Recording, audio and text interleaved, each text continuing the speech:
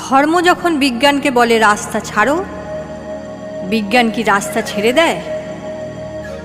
পোপের ভয়ে দেশান্তরী হয়েছিলেন Leonardo da Vinci.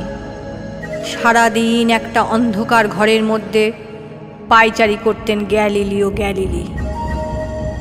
তাকে পাহারা দেবার জন্য বসে থাকত একজন ধর্মের পেয়াদা, যার চোখের পাতা বাতাসেও নড়ত না।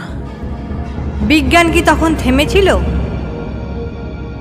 তীর্থের পাণ্ডাদের হই হই, তাদের লাল চোখ কি পেরেছিল পৃথিবীকে বেঞ্চের উপর দাঁড় করিয়ে সূর্যকে তার চারিদিকে ওঠবোস করাতে?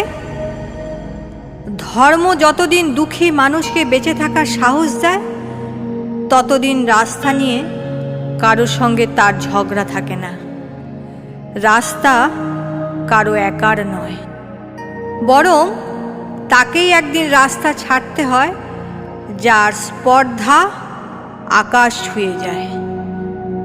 বিজ্ঞান যখন প্রেমের গান ভুলে ভাড়াটে জল্লাদের পোশাক গায়ে চাপায়, আর রাজনীতির বাদশারা পয়সা দিয়ে তার ইজ্জত কিনে নেয়, আর তার গলা থেকেও ধর্মের সারেদের মতোই কর্কশ আদেশ শোনা যায়, রাস্তা ছাড়ো নইলে।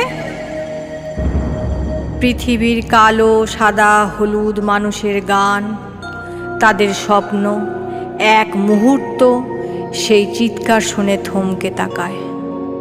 তারপর যার যেদিকে রাস্তা সেদিকে মুখ করেই তারা সামনে, আরও সামনের দিকে এগিয়ে যায়। কেউ কারোকে রাস্তা ছেড়ে দেয় না। যতদিন এই পৃথিবীতে গান থাকে, গানের মানুষ থাকে, স্বপ্ন থাকে,